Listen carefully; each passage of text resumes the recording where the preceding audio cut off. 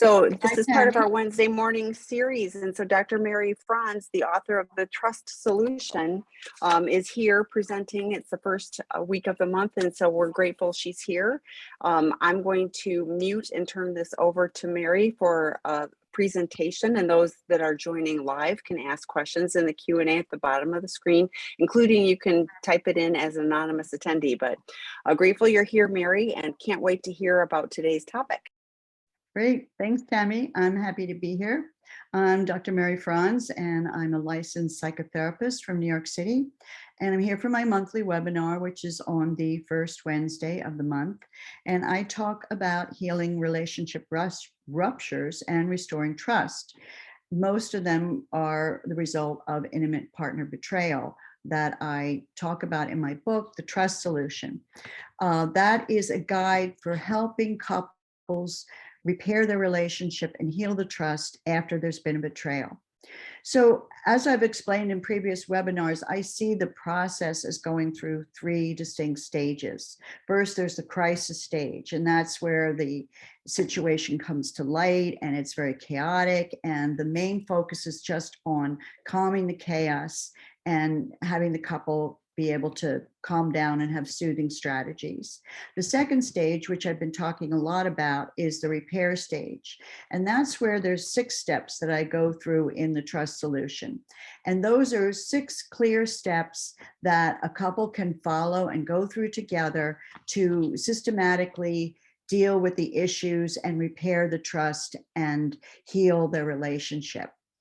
So those, just to review what they are, is establishing accountability with the person that caused the harm, establishing honesty for the relationship, creating agreements between the couple, and then assessing the progress with those steps, then improving attunement and empathy and gaining better skills for communication and conflict repair. So in the Trust Solution, I go into a lot of tools for how to put these skills into action. So in the repair stage, you learned a lot of really good skills and a lot of good tools. Today, I'd like to talk about the third stage, which is the renewal stage. And that happens after you've been through the repair process and you've worked on restoring the balance in your relationship that was damaged when you experienced the betrayal or the infidelity. So the renewal stage will start when the couple feels better about the state of their relationship, when things have calmed down, when they've worked and are working through the repair process, when they feel calmer, they're starting to feel a better connection. And when that process has been in place and they are starting to feel more comfortable, then they can move to the next stage, which is the renewal stage. And that's really focused on creating a new relationship for the future. It's where the couple comes together and they define a vision of what they'd like their relationship to be. And there's some exercises that I go over in the book about how to help define that vision. And that's a vision for a secure, functioning relationship. That's where both partners feel a sense of safety, they feel comfortable, they feel that it's reliable, and it meets the basic attachment needs that we all have. The focus in this stage is really important to determine some shared values, to zero in on what you both think is really important and what the priorities are in the kind of relationship you'd like to have. And when you feel that you both are in line with that, then all the things can focus on those values and living a life where those values are present for you. So the first way I think that you can get started with this is for each of you to sit down and think of some of the qualities that are really important for you in your relationship, the kind of relationship that would be fulfilling for you, and to frame them in positive terms as opposed to like, we don't do this or we don't do that. You would kind of define it as, we have lots of fun together. We are good at co-parenting our children. We have a great physical connection. So then once you each determine values that are important, then you can both sit down together, sit down in a relaxed way, maybe over drinks, and Then you combine your list together, decide what are the mutual priorities that you have. And this is kind of a roadmap for where you want to go. So this is about when you're deepening your attunement to each other, you're creating more understanding, and you're agreeing on the willingness that you each want to support this vision for each other. You learn to make effective repairs when they're needed, to understand how to make a repair. And the whole purpose is to achieve a balance that's fulfilling to both of you. So it's a lot of ease comes into your relationship when you feel that you and your partner are in alignment and that you both want the same things. And this is the point where things kind of move off that focused with the past and what happened, and you start to think about the present and the future. The important part of this stage is that you really want to understand the source of any kind of ruptures or bumps in the roads that come up, because all couples are going to have moments of disconnection. There's going to be challenges, like life throws things at us. But the important thing is not to generalize and see an issue or a problem as it's your partner or it's the relationship as a whole. To try to understand what's causing this specific problem that's happening. And they usually come under the category of certain characteristics that I'm going to talk about, which is attunement or communication, or some unsolved issues that have been going on and that maybe got pushed under the rug before. This is the time in your relationship when you can come back and really look at some of the long-term issues that you weren't able to deal with before. In the repair stage, you really focused on creating a balance where the focus has to go on the hurt partner and helping them heal and regain trust. So lots of times the concerns of the partner who's been the betrayer, they kind of have to be pushed aside for a short time. And I say, we'll get to those, we'll deal with those, because the end result is to have a relationship of mutuality that's satisfying to both partners. But in the repair stage, we really have to focus on the hurt partner's healing and to create a balance again, because the balance shifted so much. So now the focus becomes, in the renewal stage, on mutuality, recognizing what's important to both partners and working on the attunement and the communication to keep that balance healthy and to be fulfilling for both of them. This is really important, where each partner really focuses on, I want to understand what's important to you and how that gets operationalized in the relationship. And lots of times these problems are things like communication patterns or misunderstandings. So, you want to look at things like attunement and how you're communicating first, instead of saying, oh, there's a problem with the relationship, or my partner doesn't care about me. It's really important to start to look a little bit more specifically about what's going on. And there can be lots of long-standing issues that haven't been resolved. And this is the time to kind of look at them and find a more permanent solution. Things that maybe got pushed under the rug before. Now, when you have these communication skills and you can sit down and communicate effectively in a calm, emotionally regulated way, where the focus is on finding a win-win situation. You could go back and go over maybe financial issues or different priorities, family relationships, sexual connection, all the things that might have simmered under the surface and there wasn't a satisfactory resolution of. So what you're looking for in this stage is you're looking for a more permanent solution to some long-standing issues. And the basis here is agreements. By talking through this, by each of you expressing what you need, making requests, staying away from blame or criticism, then you can start to formulate some agreements for how these things can be met in your relationship. So having the curiosity and the willingness to find a solution, that's what the important focus is on this stage of the relationship. You need to have the curiosity. If your partner seems upset, you want to know why. You want to be curious about, were they disappointed? Why were they disappointed? And not take it personally or feel shame or blame about it, to try to see it as a solvable problem. These problems are very, very solvable once you can look at the specific interaction instead of seeing it as the problem is in the person or in the relationship.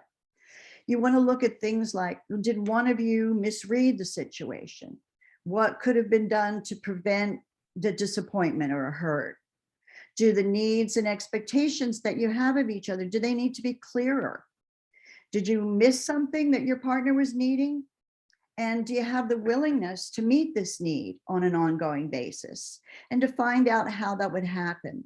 The important thing is not to keep things inside and come to your own conclusions, but to check them out with your partner. It becomes a joint mutual process. And it's important to be able to make requests, not to expect your partner to figure it out. Making a request is a positive thing to do. It gives the information that's needed to be able to handle it better the next time. So if you look at areas in your relationship where you might often feel disappointment or distress, and look at them when they come up, and try to identify what would have been helpful going forward. If you're not going to blame or criticism, what could have been a helpful way that this can be resolved? And if you keep your focus on that, like, what can we both do together to make this work better in the future? And this is where the good communication skills are so important. Look at the information that might be missing that could have made the situation better.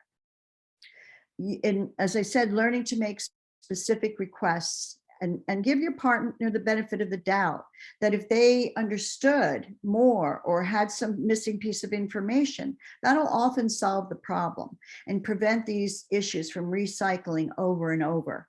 If you start to see that happening, you want to think in terms of a systemic solution. What could be a systemic way that this problem could be eliminated? If the same issue keeps coming up, then you want to look at, well, what's going on here? Is it communication? What's the missing piece that we both need to become aware of? So are there certain topics that you really have trouble talking about? And I think learning to get comfortable with things that are difficult is a way that you can find some of these solutions. Lots of times a couple will just avoid talking about something, and then there becomes misunderstandings, lack of attunement. And if you can talk about it in a way where you're very careful that no one feels blamed or criticized, that the focus is on, we want to find something that works for both of us. How can we both look at this together? And if you have certain fears about certain things, you can be open about that. A lot of this is about transparency, honesty, and developing more trust in each other.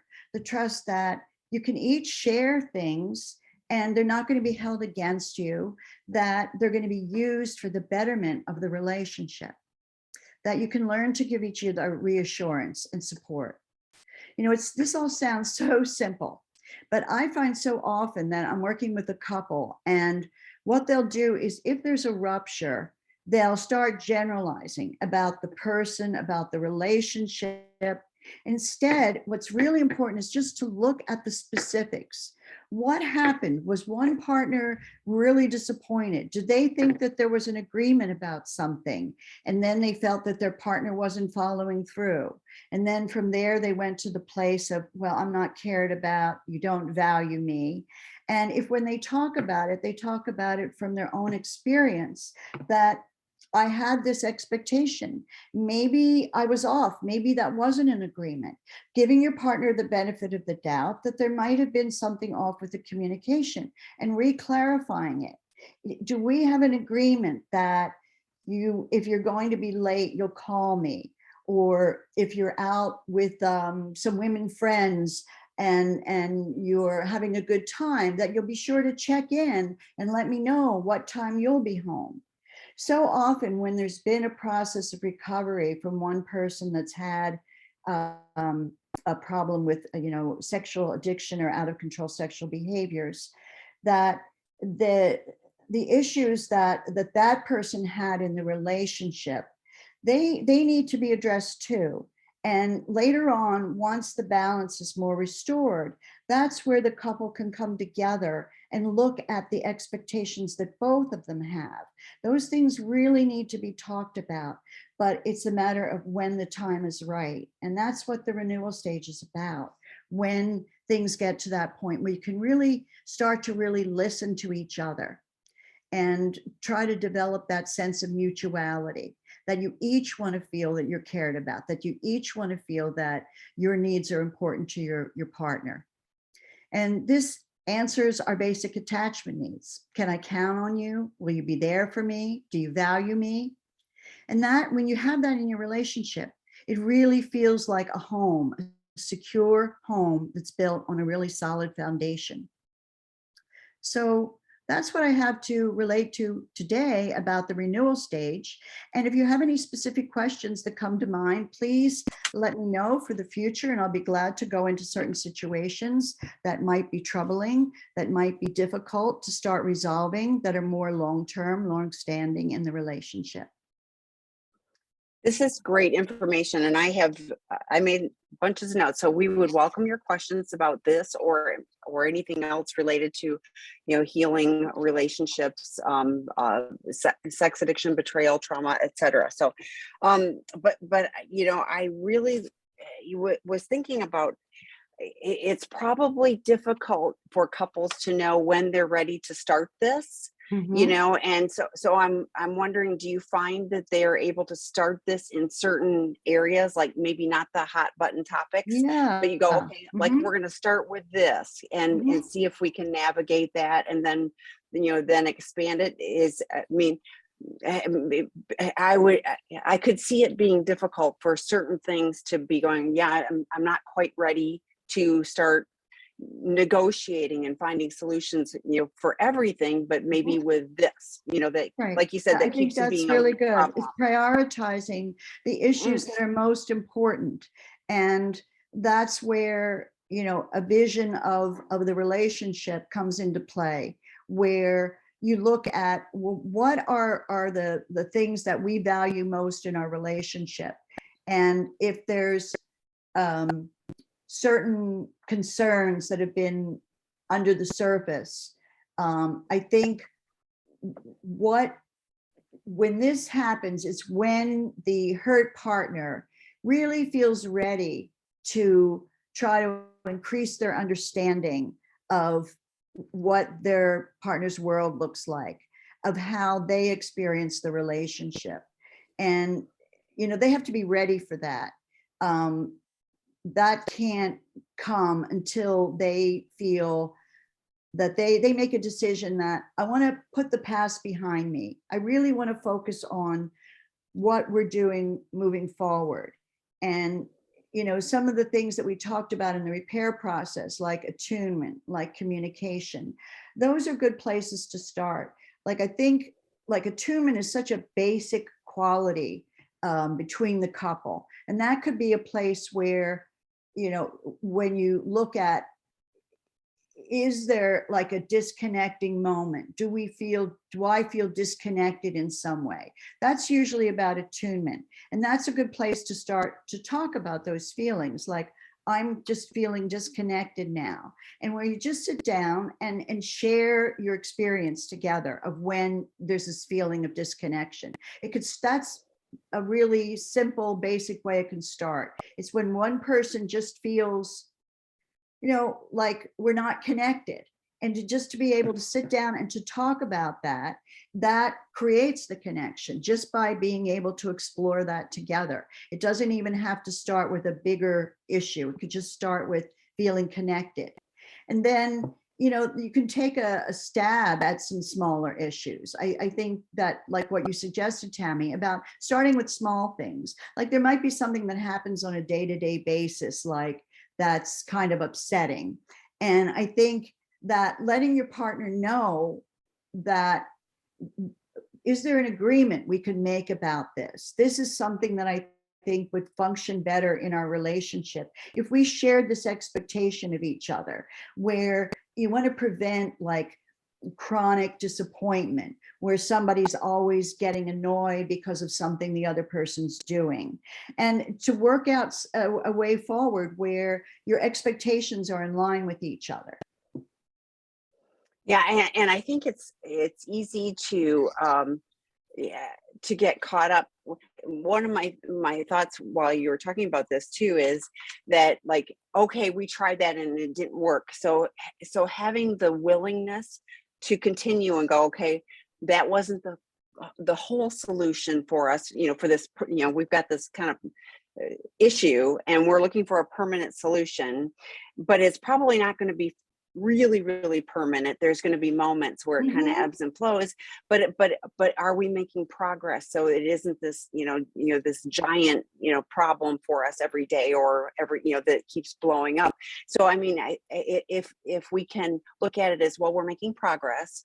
These are the things that worked. If we tweak it a little bit, but I could see it being, well, that didn't work. And, and probably more from an addict side, not 100%, but we can be pretty black and white in things. I think it's a lot of it, like you talked about though, is the willingness to step into that space. Are we willing to look at a future for the two of us that looks different than everything? So yes, there's still some muck and stuff in the past, but can we focus on some things that will help us come together? I was laughing too because my husband, I forgot, I don't even remember what it was, but we were like going this way and I said, we are really not aligned today, and just having the ability to go, we are crosswise, about, like I said, I don't even remember what it was, but just stopping and going, okay, we're missing, and having the ability to go, what do we need to do to be on the same book, let alone the same page? It was just like we, but it was like the acknowledgement, and I was willing to, I have safety with him. I can say, we're disconnected and we're not doing this well right now, I think that's a really important point you make about lots of times throwing up your hands and, well, this didn't work. Like that's this expectation that you should be able to fix this right away. And yes. I think what you're alluding to is that it's a process and that it goes in stages. And the first part is being able to calmly discuss it, to listen to each other and to understand, well, what is it that would make the other person feel better? Do I have the ability to do this? Do I have the ability to do something that would make that better for them? You don't want it to get into like the power struggle where it becomes my way or your way. It can be this way and this way. It's not this way or this way lots of times. And if you notice that you're locked in a power struggle, that's when you want to stop and you say, okay, we need to like come about this a different way, and to take it in small doses. You don't have to sit down and have this, huge discussion. You can just start with small pieces of it at a time. Like, I'd like to hear how you see this, and then digest it. And then the other person, how they see it. And I think the important thing is not to get discouraged, not to go into this powerless state where this doesn't work. It's like, these things do work. They work, but it depends how they're executed. And the important thing is to persevere, to stay optimistic, and not to go into blame. It's like once you go into blame, then, there's nowhere to go. I was also thinking it's easy to keep score of like, well, I had to negotiate, like I had to give in on that one. And so I really appreciated that you were going, I'm looking for a solution and for it to be mutually beneficial. So there's always going to be give and take, and we're going to try this. And then if this works, great. If it doesn't, we'll look at it again. So So we have some questions. I'm wondering, as a betrayed partner, about giving your partner the benefit of the doubt. That feels scary and an unsafe Mhm, after betrayal. How does a betrayed partner get to that place? mhm. Well, what happens over time with the agreements that you have, when you see your partner honoring the agreements, when you see that they have an awareness of how their choices are impacting you, that when you really start to see them putting out effort and you see that they care how something affects you, that's the most important thing when I talk about attunement, that both people are trying to read the response in the moment of an interaction, and to have the sensitivity that an interaction is not really working. So when you start picking up on that in your partner, and it's not like, he or she has to automatically do that. You can bring it to their attention sometimes, but to do it in a gentle way, to start with, I have a concern. When this happened, I kind of felt this way. The way you talk about it is so important, and to talk about it as something that affected you, and it affected you in a certain way. And then when they are concerned about that, then the goal would be for them to want to understand how it could have been different. And that's what you're looking to really put into your relationship, that how you can both have this interest in, well, how can this be handled differently? And that's where you can start giving your partner the benefit of the doubt, when you see that they really have an interest in understanding that. When your partner will really make an effort to understand, oh, well, if I said I was going to pick up the car that was in the shop and bring it home so you would have it, and I didn't do that, and then you just felt really disappointed. And if you say, well, that really makes sense that you would be disappointed, it's just stating something that shows that you understand the feelings of your partner. And you don't always have to agree, it's just that their feelings make sense. That's a starting point, and then you can work through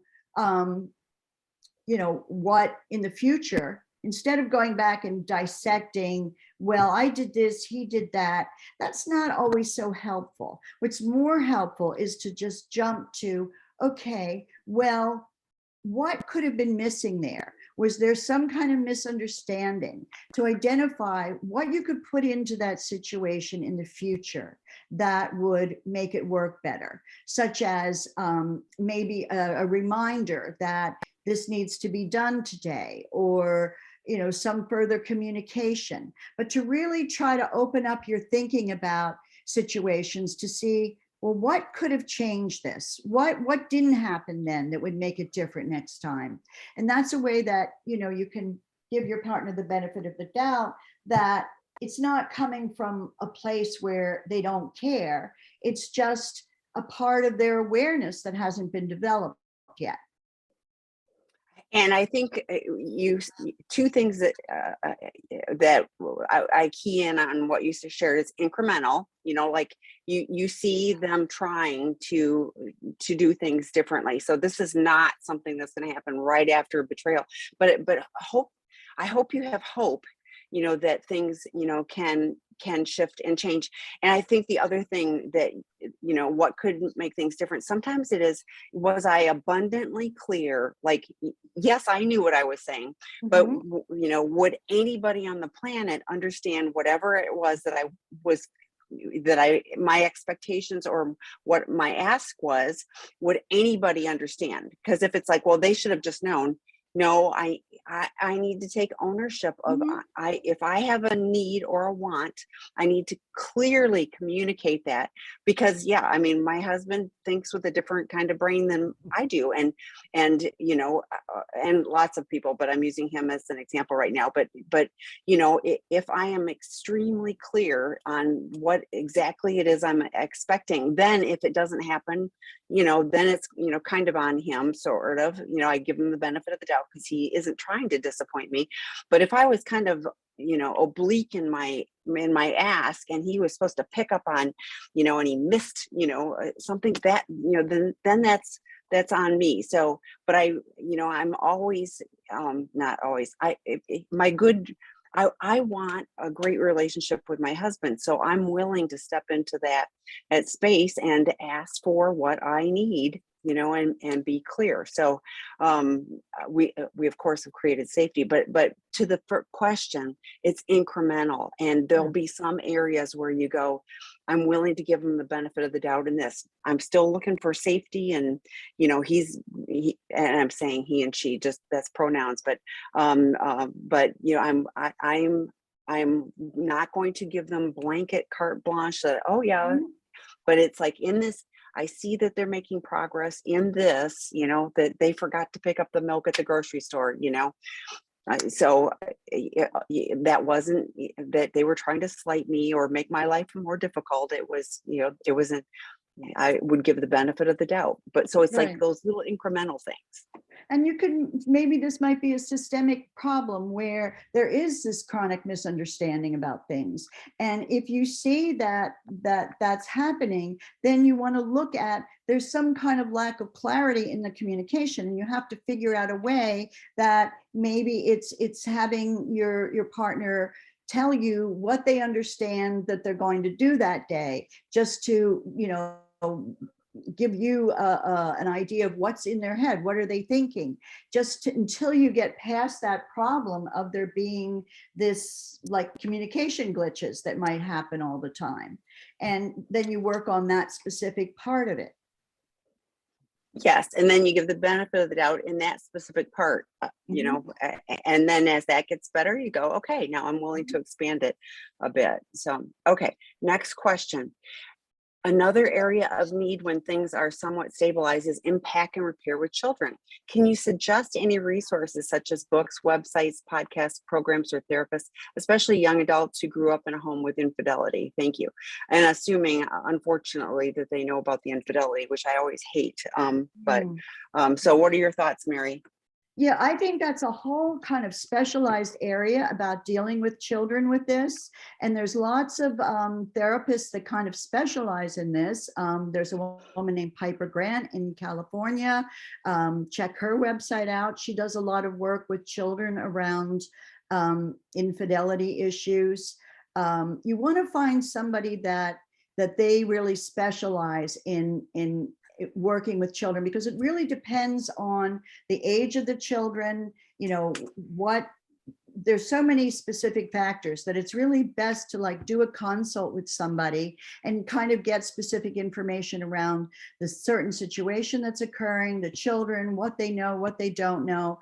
And it's hard to really just make a generalization. Hopefully there'll be more books out and resources in that area. I think that's an area that's really needed for further clarification.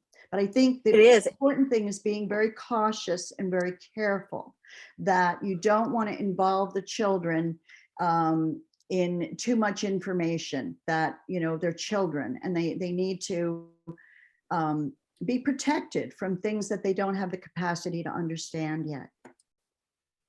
Yeah, and I mean, there can be trauma. So working with someone to address the trauma, the instability within the family, if they're picking up, which they do, they pick up on those vibes and things, getting support, to address those things. If there has been, like, they know about it and there's triangulation, so like they're aligning with one parent or the other, and it could be either one, helping, getting help to repair. We are a family unit, and even though we have struggles, we still are a family unit. Doing some family therapy around some of those issues as well. So I agree. It depends on what, and some kids have discovery and they are truly traumatized, and so getting some support for them around those issues is important. So. And in terms of family therapy, it doesn't always have to be this long, protracted process. Sometimes it can just be setting up some sessions where you create an environment where it's safe for the child to have both parents present and to say things with the support of the therapist and the urging of the therapist that they don't feel safe enough to say with the parents present, to bring that stuff out into the open where everybody can join together to answer the concerns of the child, and the child doesn't have to keep them inside. Yeah, that's true. And yes, because a lot of times there's stuff that gets bottled up and buried, and then, then they struggle with a variety of issues, from being unable to express in a true and meaningful way too. So, okay. Next question. It took separating over the long weekend from my addicted spouse and sharing complex betrayal trauma info with him. I feel I have some power back. My question is, after setting this one boundary, getting help, is there a better way than separating to enforce other boundaries? That's a great question too. Yeah, yeah. Well, I think you want to start with what you need to feel safe, and what kinds of things, like in going through the steps that I outline in my book. Like the first one is accountability, like how much accountability is being taken for the harm that's been caused. So that's like the first step. If there's a willingness to take accountability and to go through what would be needed. And then honesty, to really make sure that there is an openness and honesty to what's really happened. And then to start by, creating some agreements around what kind of expectations would you have? What do you need? Like, it might be something like establishing new boundaries around, I don't know, social media, or making contacts with certain people, or having whatever it is that you want to address. What are the things that I really need right now to go into those specific things? I mean, separation is a bigger, broader kind of a boundary. It's like, no, I have to put you over here for a while until I can even let anything in. And if that might be the case, it might be that that person's presence is just too painful in your life. And if you need that space, then that's a good way to do it, to just kind of create that sanctuary for yourself, that you don't have to deal with their ongoing presence. But in addition to that, you want to start to think about, well, what are some bottom lines for you? What are some things that I need from my partner to start to rebuild,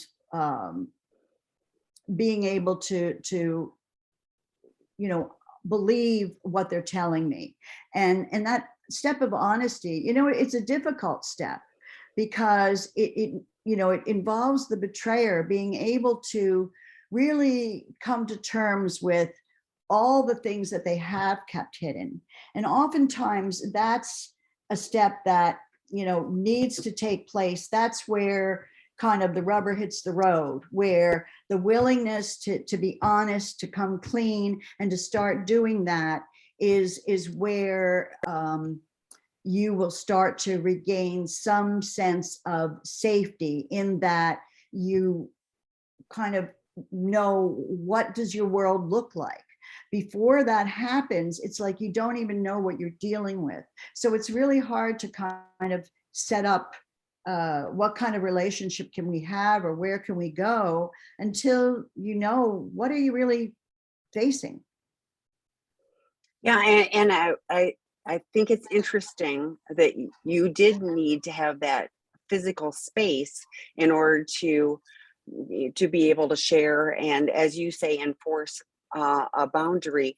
To me, boundaries are for your safety, and so holding that boundary, and I know it feels like I have to enforce it, but hopefully, your partner honors your boundaries. I mean, part of it is you holding the boundary, and I'm sure he or she is going to bump up against it. But what do you need to do to take ownership that your boundaries are for your personal safety, your financial safety, your emotional, whatever it is, that's what the boundary is for. I think it's really important too to have a plan. So, like, I hear it was like over a long weekend, when there's a separation, to have a plan of, this is what I need to see in order for us to come back together, and we're going to keep looking at it, at 30 days, 60 days, 90 days, or whatever. It's easy to fall into the pattern of, we've separated, and like I hear often, we've been separated for 18 months, 2 years, 3 years, and there's no plan for how we navigate coming back together or to separate forever. And Mhm. honestly, if that works for everybody, that's all good. But it also feels kind of like you're stuck in that in between Mhm. ground. And what would you need in order to move forward together, like on this renewal path?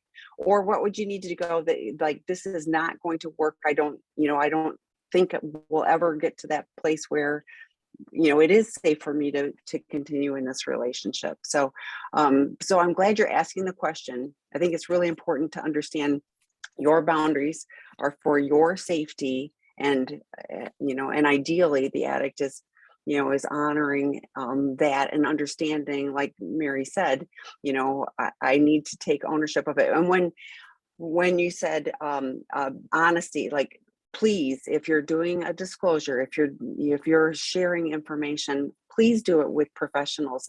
I hear all the time about people who a partner is asking and an addict is giving, and it's the wrong information. It's too much information, and it's stuck in. I feel so bad for the betrayed partners because they are extra traumatized because they didn't have a support, and they can't ever unhear or unsee that information. So please get qualified support to guide you and each and in this process. So as you were saying about the plan to move forward, I think that's what I really tried to zero in on my book, is having a plan. And it's like, what are the steps to move forward in this? Because it can all seem so vague. I just need to get away from this, but then where do you go? And to kind of have a sense of, okay, this is what I need. I need somebody to take responsibility. I need to see what they are willing to do and what they're not willing to do. And that gets created by, the agreements and the honesty. What are agreements that can be made? And are those agreements going to be honored? And a lot of the safety doesn't come until you see a consistent honoring of those agreements. That's how the trust really gets rebuilt. When you see the agreements that you make and you see follow through on them, that means that this person's word means something. And I think that's where the trust got shattered. What can I count on? What can I believe in? And so you start by finding small things that you can believe in, whatever they are. They can be the smallest things, but that person comes through and they do what they say they're going to do. Yeah, yes, and it's so key. I say this all the time, it's actions. So the person does what they say they're going to do. Their actions, not their words, because in addiction we lie. And so having the ability to have our actions align with our words is really critical and takes practice. Okay, next question. What's the best way to prepare myself emotionally for a therapeutic disclosure? I'm assuming formal therapeutic disclosure with two qualified therapists. So am I expected to respond? Yes, and your therapist will help guide you. I'm thinking I want to do this in a neutral place so not to have lingering bad energy in my own home. Thoughts? Hotels are a bit triggering for me. We're going to break this apart. So typically, and Mary can talk about this more too, but typically it's in the office of one of your therapists. Often it's the betrayed partner's therapist, has Mhm. has set up the space and has gone through that space with you. I know lots of therapists that go, and here's where we're going to do this, and here's how it's Mhm. going to be done, so that you have, that you're not walking into a different room than you see your therapist in, specifically. Right. So If you you have see a thoughts on that before we therapist move to in the next part? person, right, it could be in either one of the therapist's offices, or, I've done disclosures online recently, and that can also be safe because each person is in a safe, comfortable place. And the important thing is to prepare for it by having a plan for afterward, to have support, to know what you're going to do, to imagine what you might need and how you can get those needs satisfied, to have a supportive team there available for you. that the expectations of what's going to happen in the disclosure should be really gone over with the therapist. Lots of times, partners will want to put all this stuff into the disclosure. They want to understand about what was the mindset of the person. How could you do this and still love me? And all that stuff is stuff that will get processed over time. Basically, the purpose of the disclosure is to draw a line in the sand with the honesty, to correct any dishonesty that's been there, for them to take responsibility for it, and to clear the record. So, it's like data. It's like, this is what happened. Mm-hmm. This is where I lied. And that's the most important thing. And then it's in the follow-up sessions after that a lot of the other processing gets done. So you don't want to try to do too much in that moment. The bottom line is that you want your partner to be able to come clean, to be honest, and have the willingness to do that and to take the consequences, whatever they are. Yeah. So if possible, to me, because things are opening up again, if you can go to your therapist's office, that would be, otherwise creating a safe space that you just know that you're safe in, and it may be within your home. So she adds, it's almost a year since the latest discovery, but we've been over 10 in the last 16 years.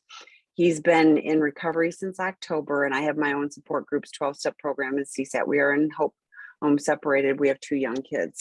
So yeah, to me, I would talk to your therapist. I mean, this is a kind of a big deal. I mean, it's just part of the whole process, but you having your fears allayed so that the room you're walking into, the questions, like, yes, there's there's this, and then there's you typically have some questions or write a letter, and then there's the restitution. So there's multi pieces of this, and it isn't just like we're going to do this in half an hour and be done. But your therapist walking you through, this is what you can expect, this is how it goes, this is kind of the time frame, all of these things. If you're doing it in the therapist's office, it's like you've taken separate cars. If you need to be separated, you're in-home separated. But if the plan is, in case I need it, he's going to go somewhere else, for the night or the weekend or whatever.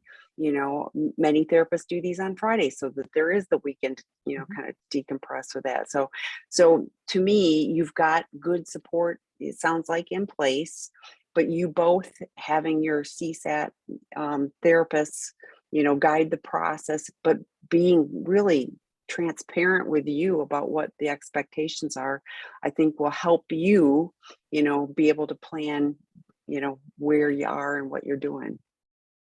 Other thoughts on that? So did you say this is the first disclosure that you're going through in this question?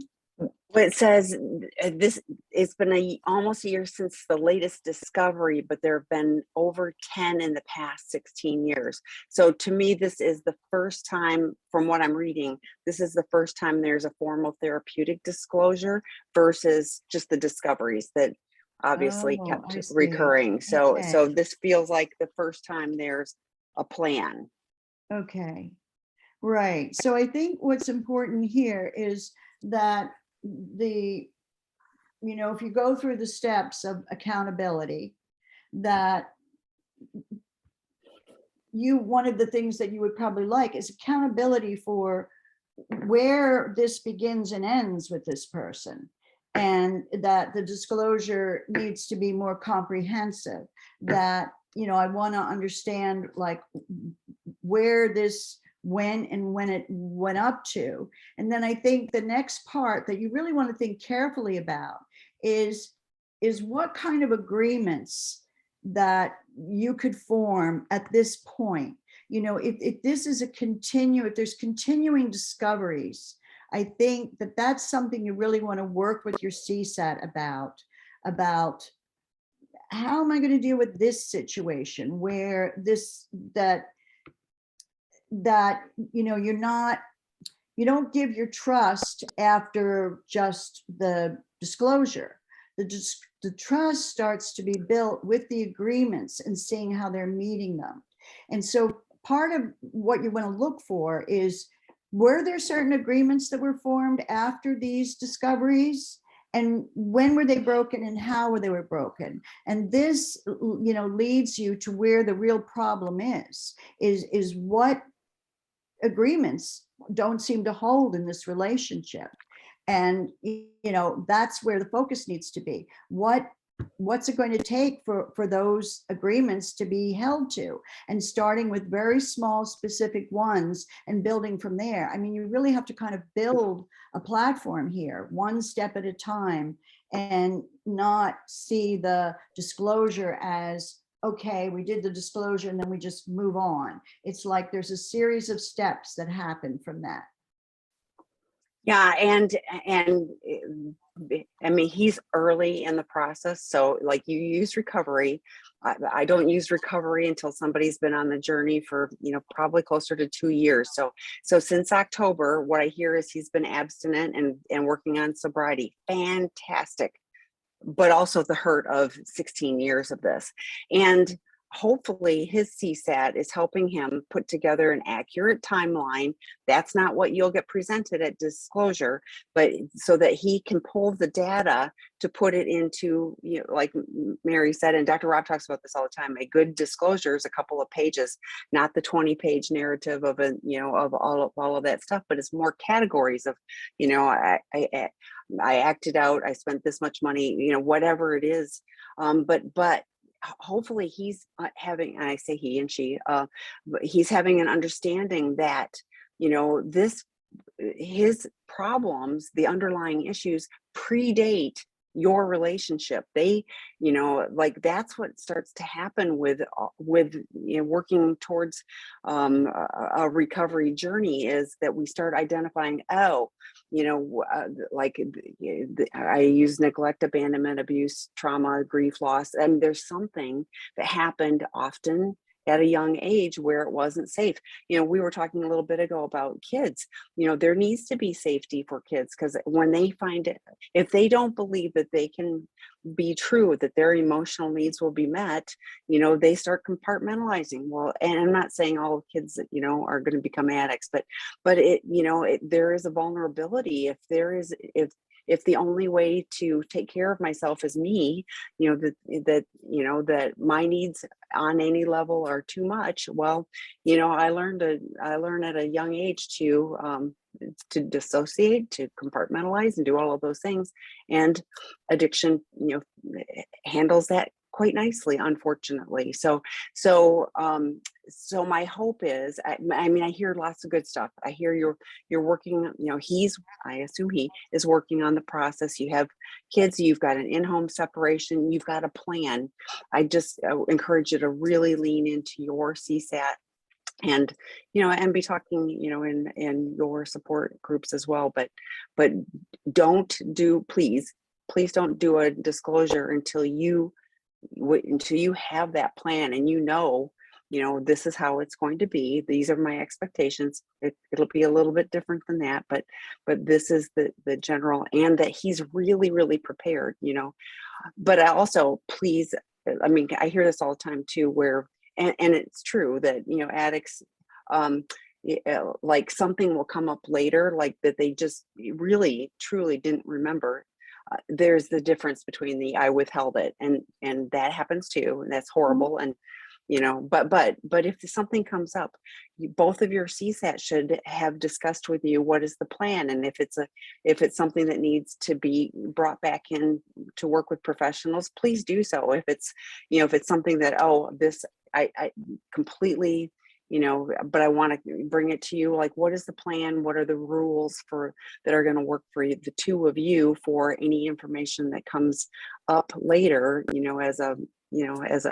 remember this, and want to, keep the slate clean. So I think it's another process. important point is the coordination between the CSATs is really helpful too. That by them talking to each other and coordinating, they can derive a fuller picture of some things that might be needed, and that's an important thing to try to get to happen. And that's challenging. Dr. Rob does a peer case consultation group on Tuesdays with therapists literally from all over the world, and the most talked about topic is disclosure. And sometimes it's, part of the process, but it's also sometimes there's a conflict between, how the therapists, perceive they want to do it. Often there is someone who isn't trained, like someone's using a non-CSAT trained therapist, but sometimes it can even be within the CSAT. So making sure that your CSATs are having that discussion, that there's a plan, that they've worked together many times before. That's great. If they haven't, then having them navigate that behind the scenes so that they have a plan for the two of you to best support you guys, so that the point of disclosure is that we set a foundation for moving forward. We're setting this clean slate from the moment so that we can move forward. It isn't about airing every single dirty detail. It's about we're taking accountability, like Mary said, it's taking accountability, creating I'm sharing, and then now we're going to move forward with a plan, building a new future, based on this level of honesty that has now been created. So we are out of questions. Anybody else have another question? If so, we've got a few more minutes. And so Mary, if they wanted to reach out to you, first of all, the book, The Trust Solution, I'll hold this up. I have to hold it right in front of me in order to get it. But if they want to reach out to you, what's the best way to reach you? My email address is Mary, my first name, MERRY.Frons@gmail.com. And if you think of any other areas where issues would come up in the renewal stage, I'd be interested to hear what kinds of things that, are concerns for you when you go into the renewal stage. What kind of lingering issues could there still be that you feel like a need to resolve that you've never been able to resolve in the past? We could do. When will this webinar be available to watch? Well, I get a notice probably within 15 minutes after, and then I send it to my colleague who posts it. And then there's usually the delay of, I don't know if it's Google or whatever, picking it up. So I would anticipate that probably in the next 2 to 3 hours, it should show up. So where is it posted? That's a great question. So on sexandrelationshiphealing.com, all of our recorded webinars get posted. There's a resource tab, and then a few down is previously recorded webinars. So you will see this, but the entire like everything that gets posted is posted on sexandrelationshiphealing.com under the resource tab. And then at the bottom of that, you can click and go to the YouTube, for more. So the most recent are there, and then they drop off that particular screen, but then the rest are on YouTube, and all of the Wednesday morning contributors are on that. But John Taylor, who does Thursdays, and Dr. Rob, Dr. David, I'm missing somebody. The codependent ones on Friday afternoons. All of those are posted, to the to that website, and we have lots of people who are not able to join us live, so they are finding them there, and that's great. But thank you for joining us live and asking your fantastic questions. Kristen Snowden will be here next week. She does a lot of betrayed partner work, but shame, resiliency, lots of good stuff. Eddie Caparucci is the third week of the month in Troy. So Eddie Caparucci is the going deeper and why men have blind spots, but his is getting to the other side. And then Troy Love is attachment wounds. And so all of these are pieces and components that you can use to support your healing, but hopefully also navigate moving forward in a relationship as well, if that's your desire to do so. So Dr. Mary, thank you. Great to see you. Thank you all for being here, and Tammy for your great insights. And I'll see you again. Sounds good. Thank you. Bye-bye.